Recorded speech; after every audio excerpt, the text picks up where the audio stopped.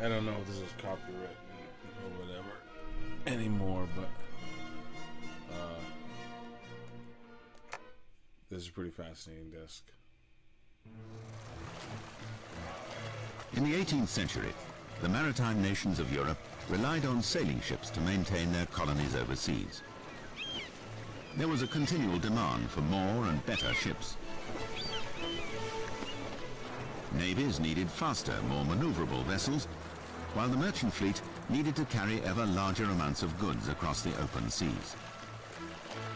But it was developments in navigation that changed sailing forever, that gave ships' captains a command over the course of their voyages that they'd never experienced before. Sailing ships normally carried only a few instruments: a compass, a telescope, and a lead line to measure the depth of the sea. But to follow a course accurately, you had to know your correct position at all times, and that was not easy. For example, when Columbus discovered America, he believed he'd found the east coast of India, or perhaps China. Vespucci thought the same when he landed in South America. Although maps and charts had improved by Cook's time, the vast expanse of uncharted oceans and islands still presented serious and dangerous problems.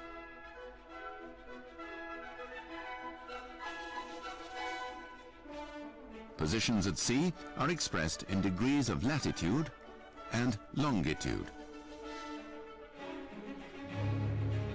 Up until Cook's time, latitude had been determined with a cross staff and Davis's quadrant. But the arrival of the sextant was a major development in navigation technology.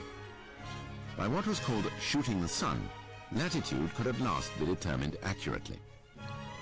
The alidad, or pointer, was set in such a way that the sun and the horizon could be viewed in one line. The angle of the sun, and therefore its height above the horizon, could be read and the latitude calculated. Cook was one of the first to use the sextant at sea. This vital instrument is still standard equipment on board all modern ships, even though these days satellite links are used to fix positions at sea. But sailors before Captain Cook's time could not always calculate longitude accurately either. The degree of longitude represents the distance a ship is from the zero meridian. Cook chose to use the zero meridian, which passes through the observatory in Greenwich near London. The distance from the zero meridian is expressed in degrees. For example, 15 degrees represents a time difference of 1 hour. So calculating a ship's longitude position involves accurate timekeeping. But no normal clock on board a sailing ship can function accurately in the pitch and roll of the oceans. The answer was a new kind of clock. John Harrison, an Englishman, developed the chronometer. The chronometer could run accurately no matter how much the ship rolled, no matter how damp or cold the atmosphere.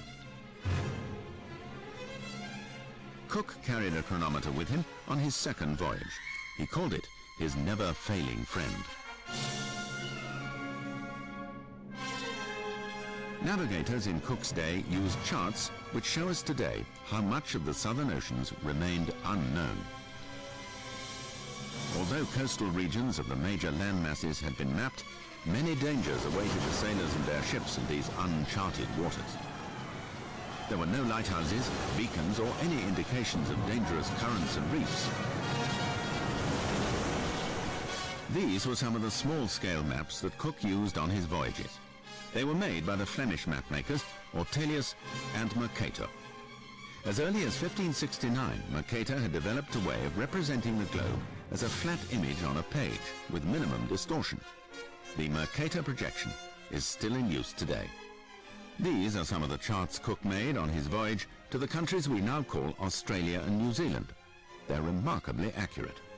Charts like these added greatly to European understanding of the great southern oceans. They completed the map of the known world. Cook's voyages opened up the South Pacific to colonizers, traders, and adventurers.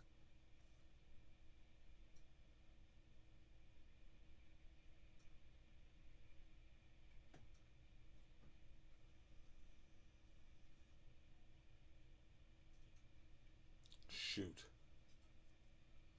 The disc. Be dirty.